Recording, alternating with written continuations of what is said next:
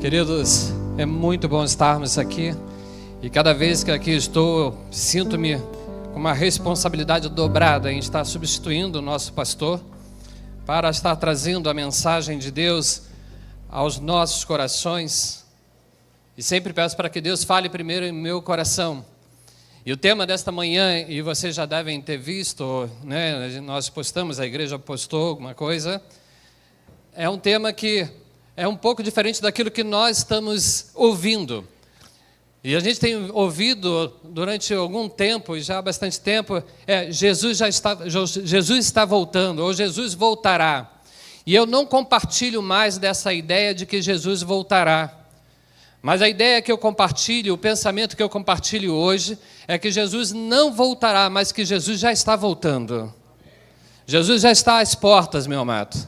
E é por isso que nesta manhã, tendo orado a Deus, estou trazendo essa mensagem. E tenho dito para alguns pastores com quem eu tenho tido contato, está na hora de anunciar que Jesus já está voltando. Está na hora de dizer ao mundo que Jesus já está às portas. Está na hora de começar a levantar a voz para colocar mais cruz lá nos púlpitos. Está na hora de dizer ao mundo, olha, é o momento, é a hora, é agora de voltar para Jesus Cristo. Por isso Jesus não voltará, mas Ele já está voltando.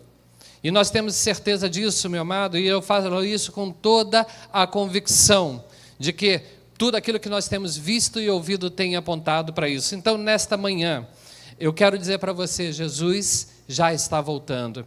Interessante que há pouco tempo atrás, um amigo me convidou para pregar e para falar na igreja dele, e ele faz isso constantemente, eu constantemente estou lá, e dessa vez ele disse assim, Pastor Marcos, eu queria um favor. Quando for pregar, nós estamos adotando aqui um modelo de pregação meio coach. E aí eu disse para ele, olha, amado, não vai dar para pregar, eu não sou coach. Sabe, o coach fala no lugar dele, na hora dele, no momento dele, é muito importante. O psicólogo fala na hora dele, no momento dele, é muito importante. O psiquiatra lá no consultório fala na hora dele. Eu sou pastor e eu só posso falar de Jesus Cristo e daquilo que a Bíblia diz. Eu não estou aqui para mudar a mente de vocês, porque quem tem que mudar a mente de qualquer um é Jesus Cristo. Quem tem que incentivar qualquer um é Jesus Cristo, através da transformação da mente.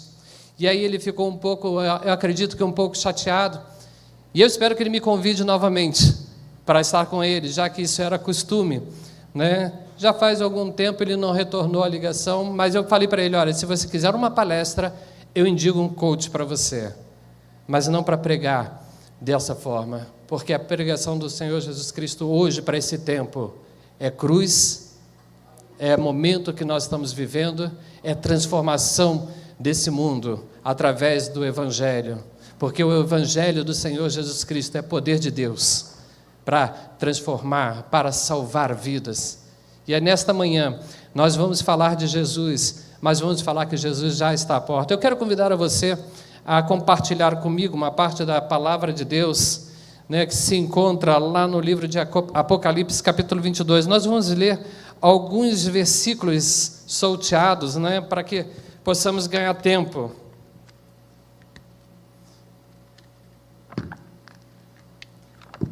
Eu estou brigando aqui, alguém pode abrir aqui para mim?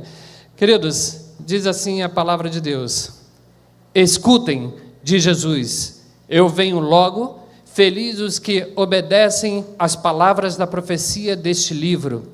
Escutem de Jesus, eu venho logo, vou trazer comigo as minhas recompensas para dá-las, cada um de acordo com o que tem feito. Eu sou o Alfa e o Ômega, o primeiro e o último, o princípio e o fim. Amém. Senhor, fala aos nossos corações, fala às nossas mentes, fala às nossas vidas, que a Tua palavra possa encontrar guarida no coração de cada um de nós aqui nesta manhã. Abençoa-nos, Senhor Deus, e que esses lábios sejam Teus, para falar aquilo que Tu queres falar a cada um de nós. Abençoa o ouvido, o coração da Tua igreja nesta hora, para entender aquilo que Tu tens para cada um. É a oração que Te faço em nome de Jesus Cristo. Amém. Amém. Queridos, olha, não faço ideia, e talvez você não, né, de quantos filmes apocalípticos você já assistiu na sua vida. Todo ano tem um, todo ano aparece um filme diferente falando, né, de uma grande tragédia do final do mundo, e a Hollywood e o cinema, ele apresenta isso de várias formas, com invasão de ET, com fogo caindo do céu, com terremotos acontecendo em todo mundo. E muitas vezes esses filmes têm trazido alguns pânicos e têm apresentado medo no coração das pessoas, né? Porque são catástrofes terríveis. Mas eu quero dizer para você, se você começar a observar e começar a ler, e eu não quero nesta manhã fazer nenhum curso de escatologia, não é a minha intenção, mas é dar um alerta, né, à igreja a respeito das coisas que estão acontecendo. Eu quero que você comece a pensar lá a partir do capítulo 12, né, de Apocalipse, quando começa a assim, ser desenrolado todas as coisas dos últimos tempos. Aí você vai vendo, né, cada momento, e quando os anjos desespenham a espada, as taças, lá no capítulo 16 você vai encontrar que no final dos tempos, né, o sol vai esquentar tanto que vai queimar os homens, e aí a gente passa por um calor que a gente está sentindo e o mundo está vivendo, né, esse calor, né, diz que quando for derramada aí então uma das taças, né, dará ordem ao sol para que ele esquente. Isso já fala lá em Isaías, isso fala, Pedro fala a respeito disso, que o céu também, Isaías fala que o sol se esquentaria 7 vezes mais, e é por aí a gente vai vendo que alguns dos sinais estão sempre aparecendo. As catástrofes que aquelas pessoas do cinema têm apresentado, na verdade são muitas, mas eu quero dizer para você que muita coisa ainda há de acontecer. Coisas terríveis já estão acontecendo no mundo, coisas terríveis já estão acontecendo no Brasil, coisas terríveis estão acontecendo com as pessoas, e muitas vezes as pessoas não estão atentas aos sinais dos tempos que estão acontecendo, e aquilo que fala em Apocalipse, principalmente nos capítulos 16 em diante, até chegarmos no capítulo 22, onde essa boa notícia que nós encontramos, ainda coisas estarão acontecendo. Não precisa muito, ligue a televisão, e aí você vai entender aquilo que eu estou falando nesta manhã.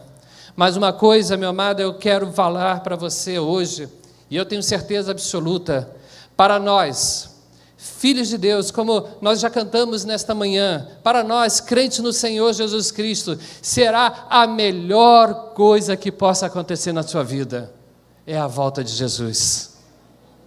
A melhor coisa que pode acontecer, aquilo que é tragédia, aquilo que é pânico, aquilo que é assustador para aqueles que estão sem Cristo, meu amado, mas para você, meu amado, será um dia de glória, será um dia de louvor, será um dia de festa, e é isso que a palavra de Deus nos garante, meu amado. Cristo realmente está voltando, e quero que você imagine isso. Não imagine com os olhos daqueles que ainda não entregaram a sua vida a Jesus, aqueles que ainda não se reconciliaram com Deus, mas olha com os olhos daqueles que é filho de Deus e está dentro da promessa.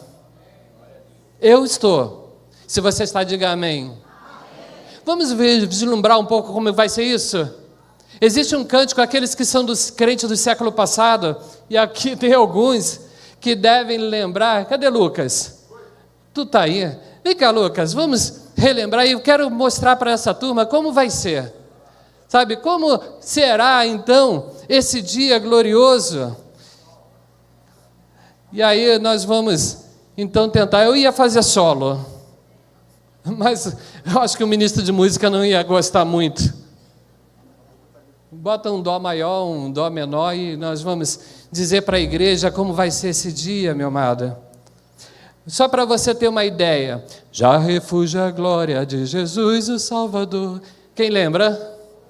Caramba, tem gente aqui do século passado, além de mim, hein?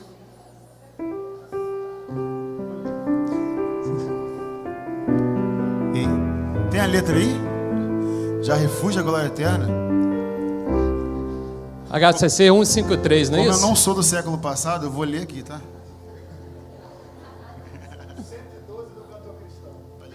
Ele é do século passado. Vamos lá?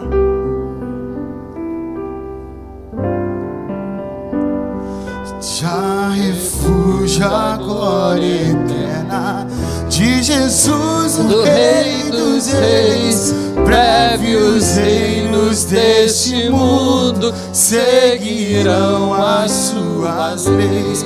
Os sinais da sua vinda já se mostram cada vez. Vencendo, vem Jesus.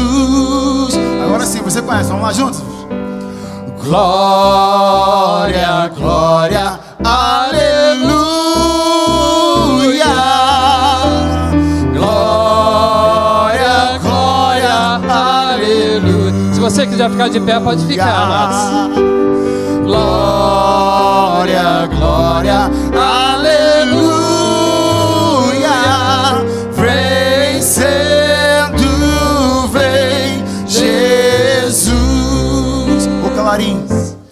Os clarins Que chamam os crentes, a batalha já soou. Cristo à frente do seu povo, veja você junto com esse povo. multidões já conquistou. O inimigo em retirada, seu furor patenteou. Vencendo, vem Jesus. Vambora, todo mundo junto com força, vamos. Glória, glória, aleluia. Oh, glória, glória, aleluia. Glória, glória, aleluia. Vencendo, vem Jesus. Vou fazer a última estrofe e por fim. E por fim entronizado, as nações a te julgar, todos grandes e pequenos, o juiz hão de encarar. E os gemidos triunfantes em vulgor hão de cantar. Vencendo, vem Jesus. Liga sua voz com toda a força e cante glória. Glória, glória, aleluia. Oh, glória, glória, Aleluia. glória, aleluia.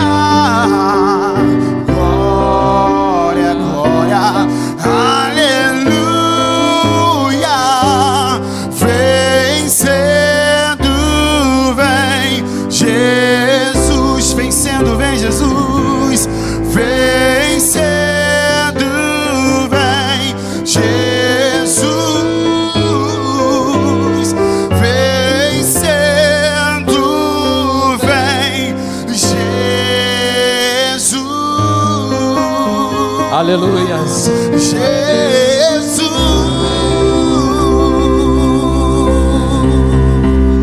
Que dueto bonito, hein, Lucas? Podem sentar, amados, queridos. A segunda vinda de Jesus é um dos assuntos mais mencionados na Bíblia.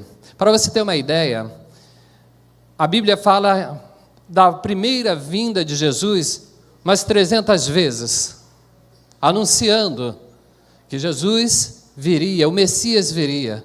Mas na segunda vinda de Jesus já vem sendo proclamada desde o Velho Testamento.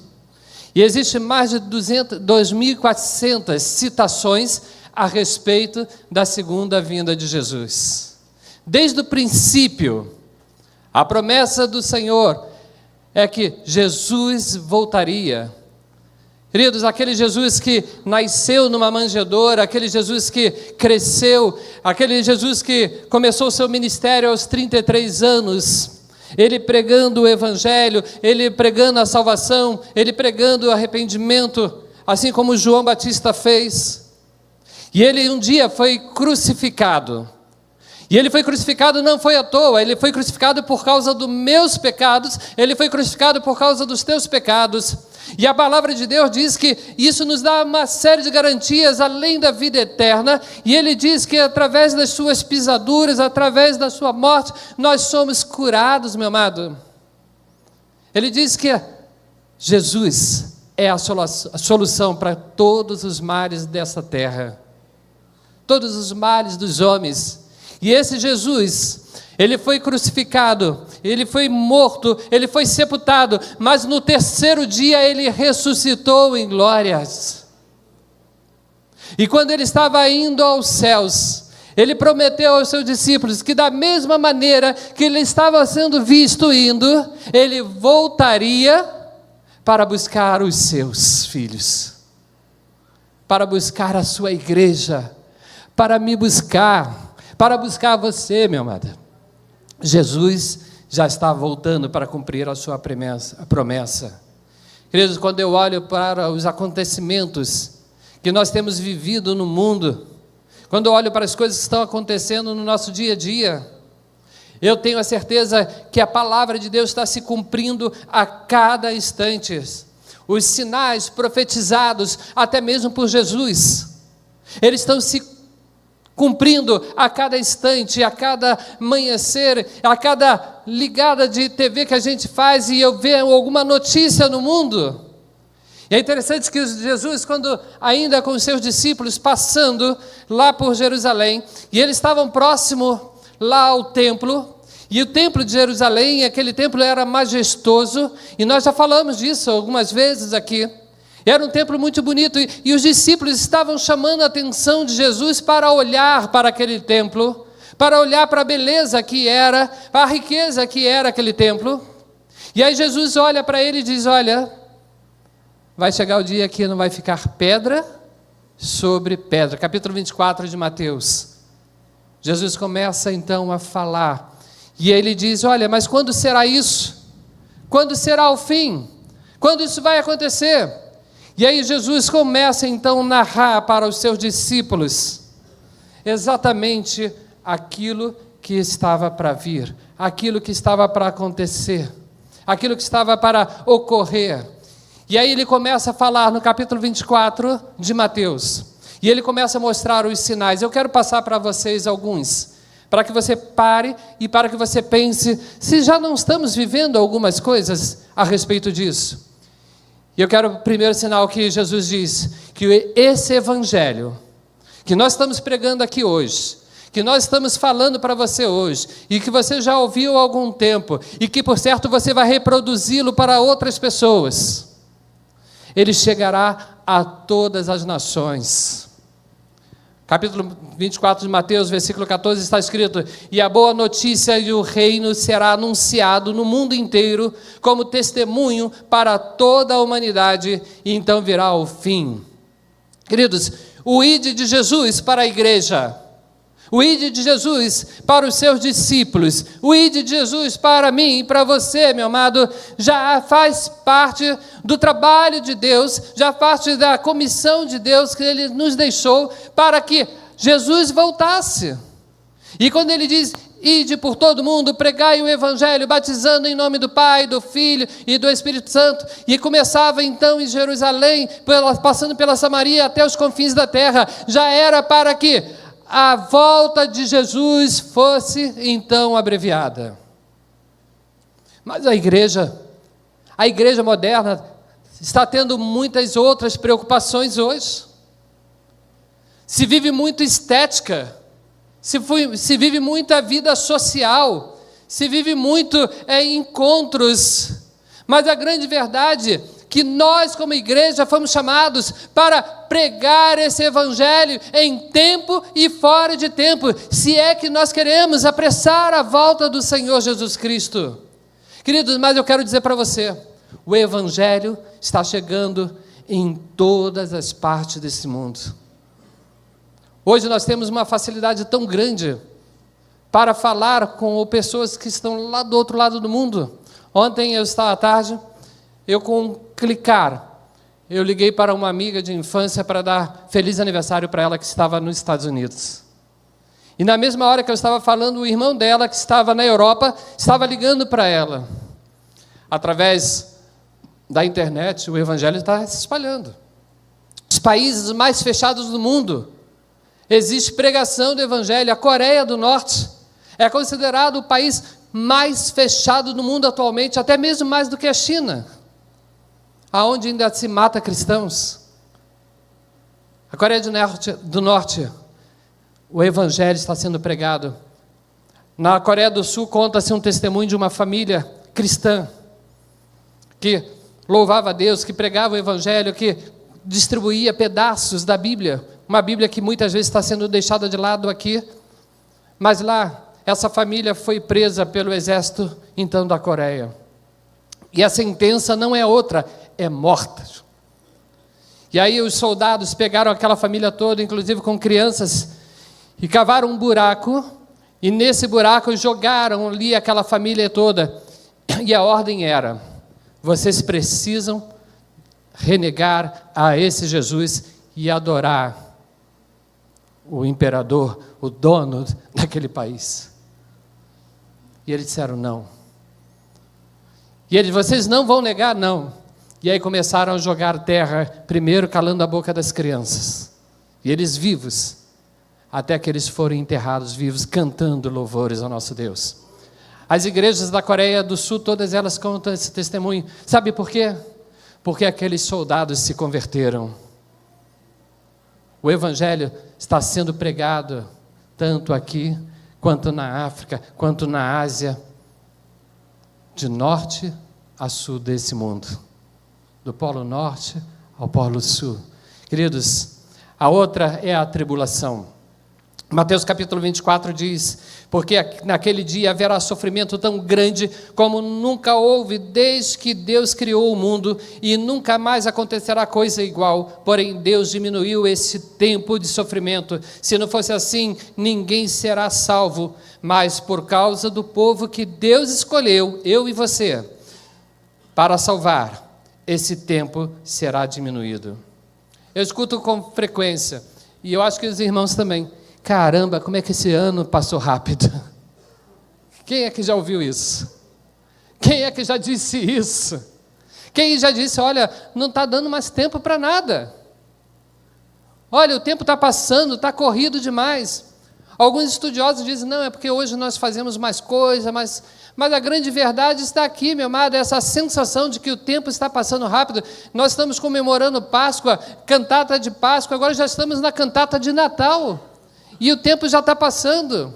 E aí daqui a pouco vem o Carnaval, e aí daqui a pouco é Páscoa de novo, e a gente está vendo que as coisas estão aceleradas. Mas se Deus não abreviasse o tempo e o nosso tempo, muitos se perderiam. Jesus está voltando, e isso é certo, isso é fato, meu amado. E a segunda vinda de Jesus Cristo, ela será precedida, e nós já temos visto isso, de muita tribulação no mundo. Muita tribulação nos países, nas nações, e não é isso que a gente está vendo? Queridos, o mundo não tem um minuto de paz, nem mesmo um segundo. E aí a gente está vendo que é a promessa de Deus, as profecias de Jesus. E aí ele fala da apostasia também no versículo 24, no versículo 4, e aí ele vai dizer que Jesus diz que aparecerão falsos profetas. Aparecerão pessoas que um dia estavam em comunhão com Deus, pessoas que um dia estavam servindo a Deus em suas igrejas, pessoas que um dia glorificavam o nome de Deus e cria realmente que Jesus Cristo era o seu Senhor, e agora estão se afastando, estão se apartando, estão dizendo: olha, não preciso ter tanto compromisso. A apostasia tem tomado conta do homem. E aí quando a gente fala isso, não é só lá fora, meu amado, dentro das igrejas. As igrejas estão se esvaziando, sabe de quê? De servos. As igrejas estão se esvaziando de servos. Pode estar com uma multidão, dizem: no Brasil está vivendo um grande avivamento. Não tem avivamento nenhum, porque avivamento, meu amado, é quando há conversões, transformações no coração dos homens. Porque as igrejas estão se enchendo, porque os louvores são muito bonitos. Isso não é avivamento. Avivamento é transformação. Avivamento é o que aconteceu lá em Pentecostes, quando aquelas pessoas se convertiam. Avivamento quando aconteceu, quando John Wesley pregava, que milhares de pessoas se convertiam. Isso é avivamento. Mas o mundo está se apostatando. Muitos crentes estão se afastando. Muitos crentes estão sendo crentes sem compromisso. que não faz muita diferença. Queridos, o apóstolo Paulo, quando escreve a segunda carta aos Tessalonicenses, ele vai dizer exatamente no capítulo 2, assim: ninguém de maneira alguma vos engane, porque aquele dia não virá sem que antes venha a apostasia e se manifeste o homem do pecado e o filho da perdição. E aí eu vou correr um pouquinho. O aumento da imoralidade no mundo. Não precisa nem se falar muito nisso, né? Você olha para todos os lados e diz: olha, a maldade vai se espalhar tanto que o amor de muitos esfriará. A nova ordem mundial tem um trabalho, e o principal trabalho da nova ordem mundial que o Brasil está inserido é destruir a família. É acabar com a família. É dizer que os absurdos que estão acontecendo na nossa sociedade em relação ao homem é normal. E nós temos visto que a família, para a nova ordem mundial, não tem mais sentido. E eles estão falando que, olha, há uma nova forma de família. Não há. E nós precisamos entender que isso é profecia. A nova ordem do mundo está trabalhando muito, com os seus fóruns em todo o mundo. Mas isso é profecia. O aumento da imoralidade que tem acontecido. E olha, eu digo uma coisa para você. Jesus Cristo, quando passa por Gerezim, e ele começa a falar, e ele sai de lá, e ele pregando o evangelho, ele olha para aquelas cidades, e ele diz o seguinte: olha, no dia final, no julgamento final, terá menos misericórdia, e é mais ou menos isso, por esta cidade, por esse povo. E o julgamento será bem diferente do que para Sodoma e Gomorra. Querido, essa geração que nós vivemos hoje, a partir de Jesus, ela está pior do que Sodoma e Gomorra. Sabe, e as pessoas não estão vendo isso. Os nossos filhos estão sendo instruídos, eles estão sendo educados, eles estão sendo doutrinados, que o absurdo é o normal. E aí a gente vê adolescentes se perdendo, jovens se perdendo, famílias se perdendo. E esse aumento da imoralidade faz parte daquilo que diz que o amor de muitos esfriarão. Não haverá mais respeito, não haverá mais cuidado, não haverá mais amor. Fala do anticristo, o próprio Jesus, no capítulo 24, e isso tudo que eu estou falando, está lá Jesus falando aos seus discípulos. E continuou: vocês verão no lugar santo o grande terror, e que falou o profeta Daniel, e o profeta Daniel já estava anunciando, ele já estava falando a respeito do anticristo. E eu quero dizer para você, o anticristo já está entre nós, o seu espírito já atua no mundo. O anticristo é aquele que é contra Deus, contra Jesus. E isso nós temos testemunhado e temos visto isso. Esse Espírito, ele ainda habita entre nós. Queridos, e eu quero dizer que nós precisamos vigiar cada vez mais, para que nós não sejamos engarrados. E a palavra de Deus diz que ninguém resistirá àquilo que ele haverá de trazer, meu amado. Ninguém resistirá, porque ele levará muitos a negar a Jesus. Ele levará muitos a segui-lo. E muitos morrerão por causa da fé. Diz respeito àquilo que aconteceu com essa família na Coreia do Norte. Por amor a Cristo, vocês serão entregues. Queridos, o anticristo é uma espécie, é um espírito de Satanás, que vai estar encarnado entre nós. E nós precisamos estar atentos por aquilo, porque o espírito dele já atua no mundo e na sociedade. Sexto, e já vou terminar com essa lista. Vocês ouvirão de guerras e de rumores de guerra. Eu não entendo, eu não lembro de nenhum dia da minha vida, a partir do momento que eu comecei a ter entendimento, que eu não ouvi que havia guerra no mundo. Só que agora não é mais o que eu vi, agora a tendência é pior. A cada segundo há um temor de uma guerra nuclear. A cada segundo há um temor de um louco desse apertar um botão e acabar com a humanidade. E vocês ouvirão de guerras e rumores de guerras. A Bíblia fala de muitas outras coisas, eu não vou entrar em detalhe aqui, eu só quero colocar essas que Jesus estava falando. E ele fala também no capítulo 24, lá no versículo 11, no capítulo 21, haverá fome e epidemias. Queridos, a ONU, hoje ela declara que no mundo, em 2023, existe mais de 2.300.000 pessoas em situação de risco de fome.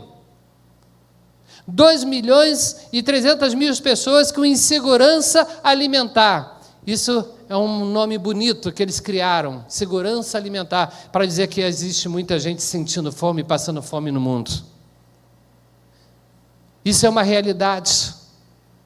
Não precisa muito. Se você olhar as grandes capitais do mundo, você vai ver quantas pessoas miseráveis passando fome e crescendo cada dia mais. E aí você vai dizer, e haverá muitas epidemias. Quantas já aconteceram no mundo?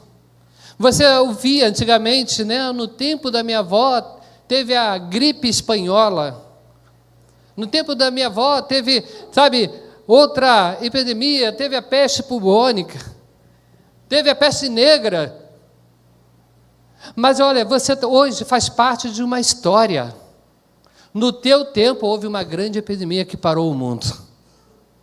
Daqui a 50 anos, se Cristo não voltar, não estiver aqui, ou você ter ido encontrar a Ele, vai estar nos livros da história que em 2019, 2020, nós vivemos uma grande epidemia. Como nós lemos nos livros, isso são sinais, meu amado.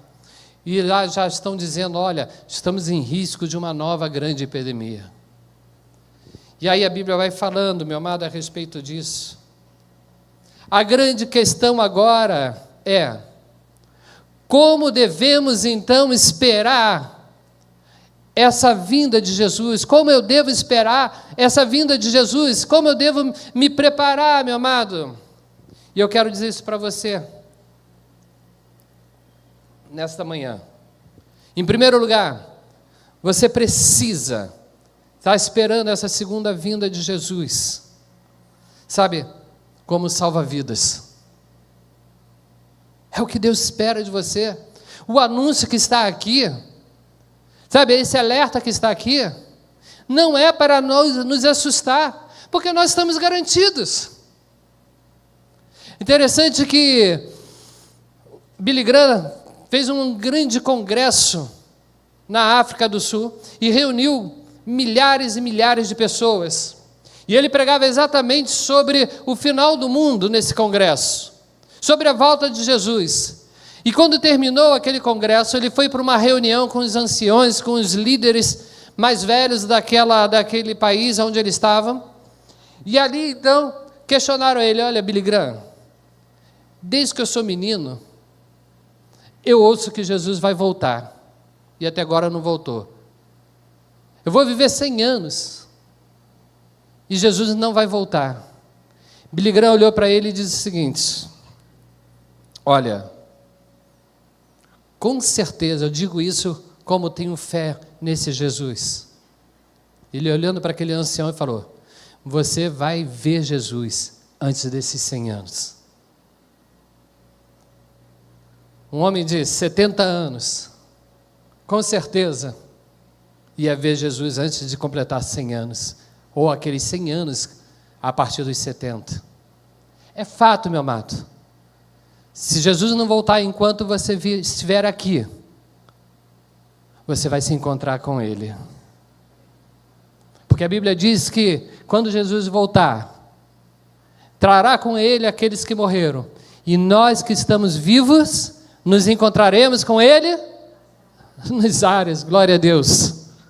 Então, de um jeito ou de outro, Jesus vai voltar para mim e para você.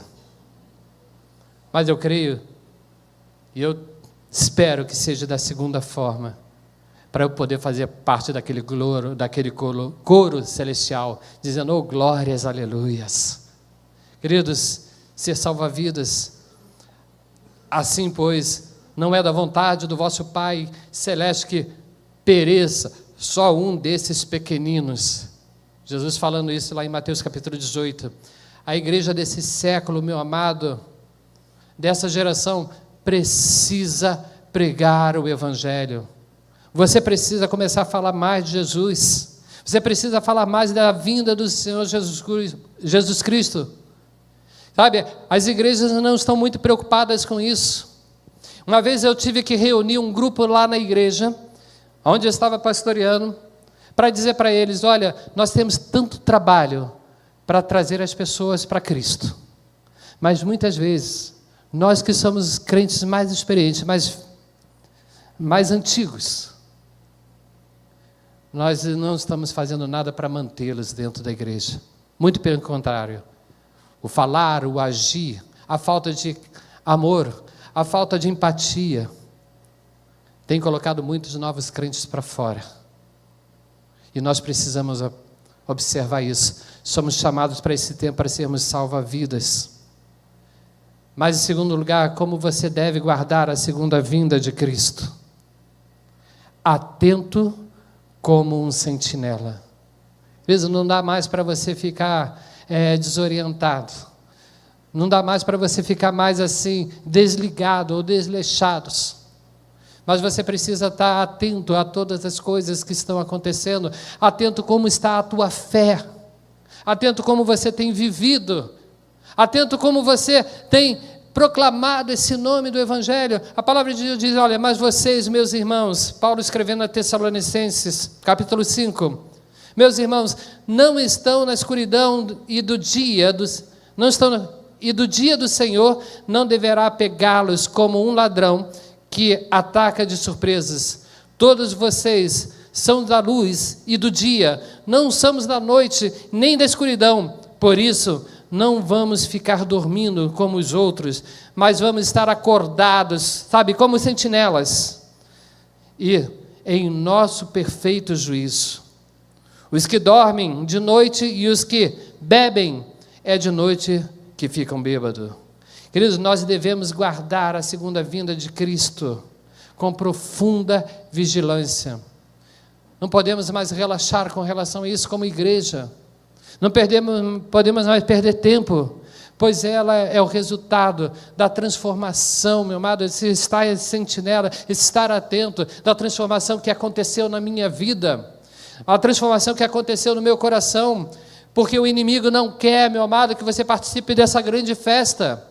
A palavra de Deus diz que o diabo anda em derredor, tentando buscar aquele que ele possa tragar. O inimigo já sabe que ele já está derrotado, já está escrito aqui. Jesus já proclamou, Deus já falou, ele já está derrotado, mas ele não quer ficar sozinho. Então vigiai e orai, diz a palavra de Deus. Temos que ficar atentos, meu amado, porque o dia do Senhor já está próximo. A segunda vinda de Cristo não nos apanhará de surpresa, amém? Se você tem certeza disso, então diga amém.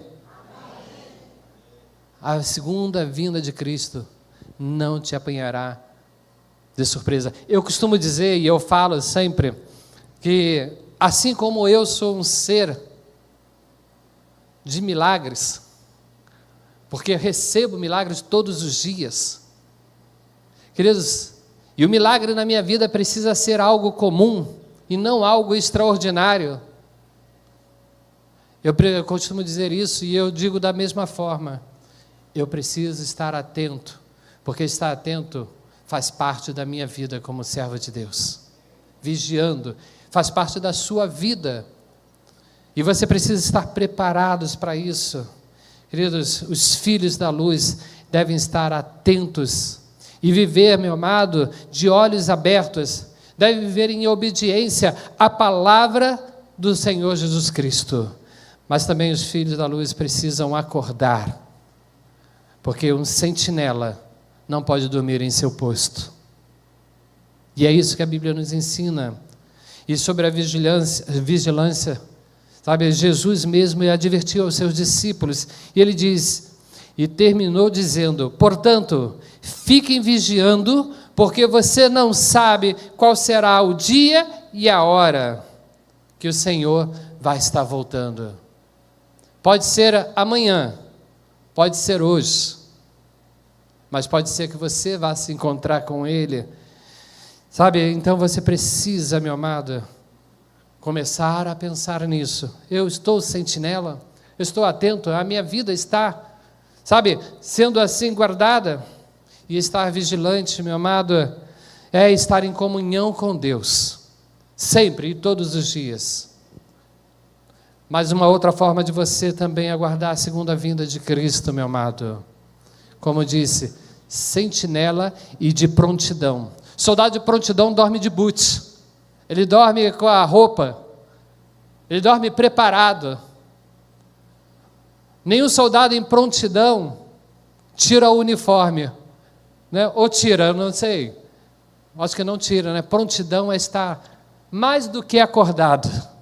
É esperando algo que possa vir a acontecer. Então eu quero dizer para você, meu amado, tem que estar. Mas nós que somos do dia, devemos estar em nosso perfeito juízo. Nós devemos usar a fé e o amor como couraça e as nossas esperanças de salvação como capacete. Paulo está dizendo aqui para ele, olha, você precisa guardar a tua mente com capacete. Você precisa guardar o teu peito com a couraça. Porque nós somos renovados, mente e coração, meu amado. Nós somos um ser completo. E para que você esteja em prontidão, você precisa estar revestido. E aí onde o inimigo quer tirar você, quer apartar você desse preparo, dessa expectativa da volta de Cristo, é exatamente na sua mente e nas suas emoções. E por causa da mente e das emoções, muitos estão relaxando nesse cuidado da expectativa da volta de Cristo. Então precisamos voltar. E é por isso que o apóstolo Paulo fala lá em Romanos que precisamos renovar as nossas mentes e os nossos corações para fazer da palavra de Deus uma cobertura para cada um de nós, meu amado. Proteger o coração é proteger as emoções. A nossa razão, meu amado, a nossa existência precisa estar confiadas em Jesus Cristo. Queridos, razão e emoção, elas precisam estar protegidas. A fé em Deus, o que nós cremos, meu amado, no amor de Deus, o amor pela igreja, o amor pelo nosso Senhor, são como a couraça que está cobrindo o nosso coração. Mas eu quero dizer para você, e já vou terminar. Sabe, você precisa aguardar a segunda vinda de Jesus. Como o início do texto que nós lemos. Vitorioso. Sabe por quê? Porque as profecias não são para nos assustar. As profecias não são para que a igreja fique com medo. Mas é para que ela seja preparada a cada dia, a cada instante, a cada minuto da sua existência. E nós precisamos aguardar na certeza que temos a vitória e não sem medo. O texto da palavra de Deus diz, e então veio do trono o som de uma voz que dizia, louvem ao nosso Deus todos os seus servos e todos os que o temem, tanto as pessoas importantes como as humildes. E aí eu ouvi um som que parecia a voz de uma grande multidão, como o barulho de uma grande cachoeira, e como fortes trovões, e dizia, aleluias, pois o Senhor, o nosso Deus, Todo-Poderoso é Rei. Fiquemos alegres, felizes, louvemos a sua glória, porque chegou a hora da festa, do casamento do Cordeiro, e a noiva já está preparada para recebê-lo. Glória a Deus.